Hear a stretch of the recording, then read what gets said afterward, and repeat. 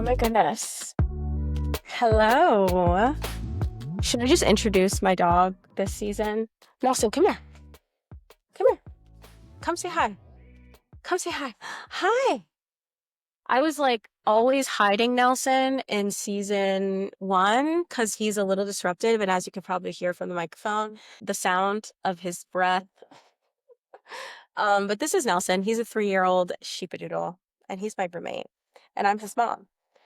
Okay, moving on. It has been about a year. It feels weird, kind of, to be in front of the microphone again, but I'm happy to be here. I know I didn't quite warn everyone that season 1 was ending. It was a bit of an experimental season for me, but don't worry, I did not forget about y'all. In fact, this is all I think about. I have not stopped gathering information and deep diving into important stories. I've not stopped interviewing people. So we have a lot to talk about in season 2, and I'm back in full force. And I missed you guys. Last season was so fun. What I will share is that being in front of the camera is a weird thing for me. Like, this is not a natural feeling for me. I feel like it comes so naturally to some people, but I'm not gonna lie. It's weird. I don't know if it's a privacy thing or if it's like I'm just so conscious of the digital footprint that I'm leaving behind, but I don't know. It's just weird. I honestly considered coming back and doing audio only for season 2, but that's just such a bore. And I don't want to keep you all from seeing my beautiful guests' faces, which, by the way, I am just utterly amazed at the guests from last season because I don't know how I got so lucky to interview such amazing people my first go around. I'm so thankful. So I just have to start off by singing their praises. Let's start with Tyler. In fall, Tyler launched a book, a whole freaking book. It's called Tactical Disconnection. We got a sneak preview of it in episode 6, but it just launched in fall. So I'll add the link to the description. Bailey Parnell, or shall I say Dr. Bailey Parnell, we talked about her getting her doctorate in episode 2. She did that. But not only that, she had twins in the same year. Women, just women. We cannot forget cybersecurity girl Caitlin Sarian, who has grown to become the largest cybersecurity influencer on the internet, literally. She is still sharing really helpful updates on how to stay safe every week on her socials. Of course, we have Joe Hollier from our episode about the Light phone. Last year, his team released all 3 shipments of the newest generation Light phone, and it has created quite the buzz online. Time magazine named it one of the best inventions of 2025. They got mentioned in the Wall Street Journal, the BBC, even Aaron Paul, like Jesse from Breaking Bad sang its praises. I feel like that's a big deal. And I feel like I see the Light phone everywhere online. I love to see it. If you need a couple more books for your reading list, my guest from episode 5, Danielle, published Fighting for Our Friendships in 2024. Dr. Avriel Epps published the wonderful children's book that we discussed about AI bias. And then Arvind, of course, from the very first episode of Log Out, released AI Snake Oil, which is a personal favorite of mine, and I believe a very important read these days. Maybe I'll do a book review of each of them. I'm biased, though, so there's that. Anyways, I'm just so energized by how well these guests are doing, and I'm so fired up by the guest that I have for you in season 2. So for my little crew who's listening, thank you for being here and welcome to season 2. Okay, so let's get into it. Today, rather than bring on a guest, I am actually going to share some tech wellness lessons learned from the past year because I have quite a few. First and foremost, I want to say, before I get into some habits that have really impacted me in the last year, I want to say that managing digital wellness is really hard. It is really freaking hard.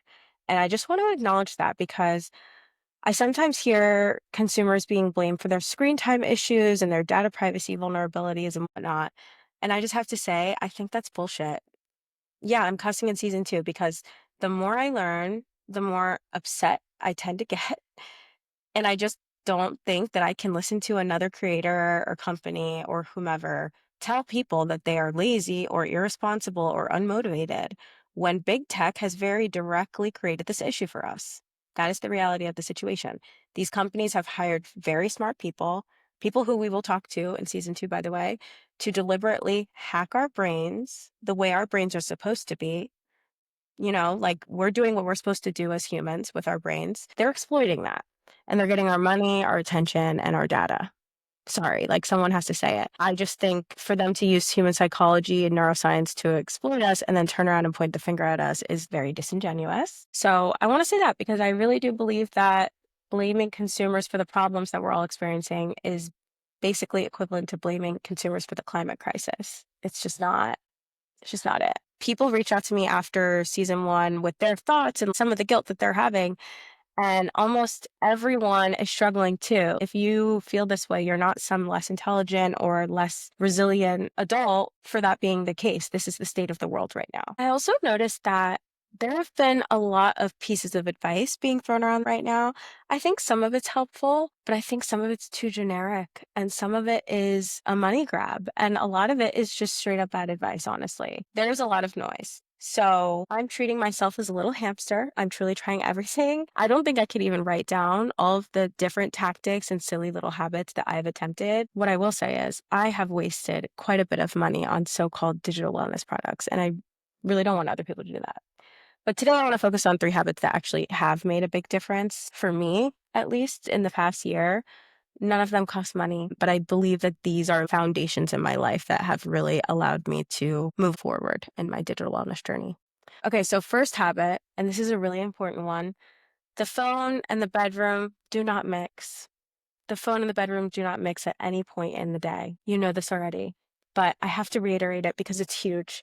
I cannot believe I used to grab my phone and peel my eyelids open first thing in the morning and stare at a screen. That is actually crazy to me now because this would absolutely kill my day. Now I consider my bedroom a completely phone-free zone.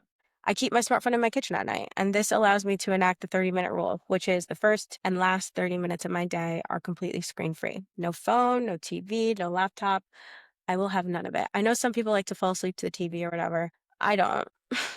I like to fall asleep to like nature sounds. Like if you come into my home at any given evening, you're gonna hear birds singing or like classical music. But yeah, I find this helps me set the tone for the day and just primes me to have a better day overall and better habits for the day too. I also just hate the idea that the phone gets to decide the first thing that I see or think or react to because my phone is not taking the lead in my day. I'm taking the lead in my day. I don't want a notification, a text, or a headline to then determine my mood as I begin my day. That's just centering tech in a way that's highly unnecessary and I think very damaging. So this has become a non-negotiable for me. Even when I'm traveling, I'll put my phone in a separate room. Recently, a friend was making fun of me because I literally put the phone in the bathroom. I refuse to have it anywhere near me when I sleep. My sleep is very important to me. One of my biggest flexes right now is I can fall asleep like that. I can wake up like that, and I don't wake up in the middle of the night, or rarely. My sleep has seriously improved in the last year. It's kind of insane. So if you're struggling with sleep, I really think if you are keeping your phone in the bedroom, you should reconsider. Just try it. Just try it for like a week. No notifications to wake me up. I'm not scrolling before bed. There's a lot of research to back this up too. They show that heavier smartphone use at bedtime is associated with poor sleep quality, and like reducing the amount of time that you use your phone during the nighttime increases sleep duration and sleep quality overall. So I will add sources to the bio. I'm not kidding about that. One thing about me is I'm going to sleep. Sleep health is important to me. And if you use your phone like as an alarm clock to wake you up, that's even better. Put it in a room right outside your bedroom. And then when you hear the alarm, it's going to force you to stand up and go turn off the alarm clock. It's going to make it harder to snooze. That's what I do. I also have an actual alarm clock called Lofty. So there's lots of ways around it. I hear a lot of excuses about this, but like, it's not worth it. I also think it helps me with my mood and general productivity for the day. I'm not worried about my phone when I'm starting my day. I think that's huge. I'm worried about my morning routine. I'm being mindful. I'm listening to music. I really am happier in the morning when my phone is not involved. And it allows me to focus on some of the habits that I'm always working on, like meditating daily. I like reading at least 10 pages a day. I like journaling. So giving myself that first and last 30 minutes a day helps me achieve those habits a lot more effectively. I think that this is an extremely important habit. I would give it a try. Let me know if it works. The second habit I want to talk about is a privacy one. I have become slightly radicalized about data privacy in the past year.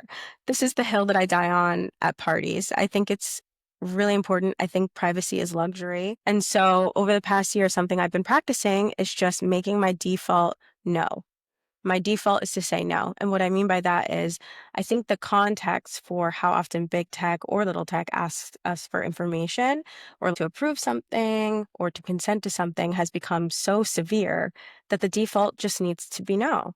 And then you assess from there, because I just don't think people are being alarmist enough about their data. I think we're headed into a very serious personal data privacy bubble. And at some point, everyone's going to act shocked. And it's going to be like, no, actually, on all fronts and all data points, we have all been wildly exposed for a while now. And I think it's time to start mitigating risk. So, yeah, I think it's important to think twice and start with no, and then maybe assess from there. For example, if an app asks, can we have access to your contacts? I say no. Can we have access to your camera gallery? I say no. Can we have access to your location? Absolutely not. Absolutely not, actually. If it actually makes sense for that specific app and that specific situation, then I can change my answer. Like, obviously, Uber, for example, would need to have access to my location in order to send me a car. I understand that. But if you start with no, you're less likely to say yes to things that are just unnecessary. It's one more step. Start with no, just think more critically. That's what I've been practicing. Another thing is if a company sends you new terms and conditions, right? The default is yes, because that's convenient. It's easy. You just want to use the product. But I think, especially right now, it's really important to not say yes right away. And I know nobody wants to go scroll that crazy, long, confusing legal document. I'm not doing that either. What I'm doing is I'm taking all the terms and conditions, I'm copying and pasting it into Claude, and I'm saying, hey, what's significant about these changes? What's new? What might be alarming in general that I missed before? Because chances are they're asking to do something that they really don't need to be doing. And I think we've all made accept terms the default when we just don't need to a lot of times. I have been quite amazed by what I've found when I do this. And there have been, I won't name them now, but there have been a few instances where I stopped using a product or service because I was like, no, I don't want to agree to that. Usually it's them asking to train their AI on your data. And I think, especially for more sensitive applications, I just think that's a crazy thing to ask. It's a crazy large cost to us as a consumer. Our data is very valuable. Data became more valuable than oil in like 2012, I think. So we need to protect ourselves by looking twice at the terms and conditions before saying yes to them. In my opinion, at least that's what I'm doing. And I really want to talk about that on the show more and give folks updates, because in my world, I actually see this news a lot in the tech niche news space. There's a lot of great reporters out there that report on when a company has decided to do something new with their product that, the world isn't going to love. But I don't think the mass population usually sees that. So I will definitely be sharing more of that information in season 2. I also think a lot of times there is more of an opportunity to opt out than you think. When I'm shopping and they ask me for my email or my phone number, my default is no. Like, I know you can seem like a pain in the ass, but I'm sorry, why does anyone need that information? Like, can I please buy a blouse without you knowing my social security number? Because what you're doing is giving them an extremely valuable piece of data. Your email is valuable. That's how they get in contact with you. That's how they waste your time in your inbox. That's how they connect your data to other places. And what are you really getting out of that? Like, so what? Now I'm paying $89.99 for a blouse and my time and my data. I just want to pay the $89.99. Thank you. And another really good one is facial recognition. Can we use facial recognition for this thing? No. No, you cannot. We talk about that in the episode with Dr. Avril Epps about how she says no at the airport to facial recognition. I'm such a scaredy cat. I have never said no. But one of these days I'm gonna, like, they already have it, right? But like, I do want to get the courage to just be like, actually, no, you cannot have my face this day. But I don't know why TSA just makes me nervous. So I'm always like, whatever you guys say. But yeah, my point is, like, defaults now, even when it's inconvenient. I just feel like it's a good way to exercise your agency. Sometimes it actually just feels really good. Even if it's not hugely impactful, I'm just like, yeah, like, this is my data. I'm protecting my data. My data matters to me. And I want to start flexing that muscle a lot more, because even myself, like, I've just become desensitized. A lot of times I just do whatever they tell us to do. But no, like, we're human beings. We get to say no to robots. Last thing I will say on this topic is that I think people need to start thinking about their data like it's money. Every time someone asks you for it, think of it as a transaction because that is what it is. It may not be as simple and as clean as money, but it is still valuable. And eventually it is going to cost you. Like they want it and they're giving you almost nothing in return for it. So start thinking about giving away your data as a transaction, and you'll start to really change the way that your brain works around giving that information away. And I know this sounds like common sense, but I just don't think it is. I have conversations with people and they'll casually tell me that they pasted something into AI. And I'm like, you put what and where? Not only personal information, but like company information. You're scaring us. Like, stop doing that. We've just all got to be way more protective of our data. Start with no, think twice, and then decide. Okay, the final habit that I want to share has maybe been the most dramatic one that I'll talk about today.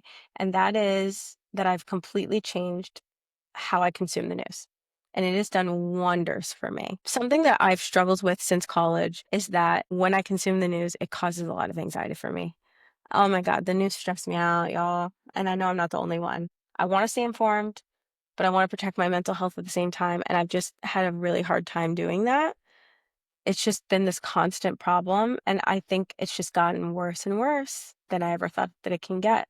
I'm in the US, so those of you who are here know, like, no matter where you stand, it is stressful to hear the news. We don't even like to talk about it. It's a lot. I've heard all the strategies. I've heard about the low information diet. I've heard the people who say, oh, I just don't consume the news. And listen, if that works for you, great. That has never really aligned with me and who I am as a person. I've done it for like a week here, a month there, and there's a difference, but it just never felt right. Total disengagement just never felt like me. Um, so I had a problem to solve. On one hand, there is no benefit to me being massively anxious about everything happening in my country or my country's relationship to other countries. There are so many emergencies, and there are very few that I can personally solve before breakfast, right? On the other hand, pretending none of it concerns me just doesn't match my values. It's not how I was raised, and it's just not the vibe. So the question became, how can I get a reasonable understanding of what's going on and still be at peace? And what I eventually realized is that part of my issue was not actually the nature of the news and the content of the news that was causing the anxiety. It was the format of the news. It was the tone, the framing. A lot of the content I was consuming was not actually sharpening my understanding of a situation. It was just making me angry. It was feeding me a conclusion and calling that information. So now my new strategy is that I almost completely rely on unbiased news sources. There's a few that I really like.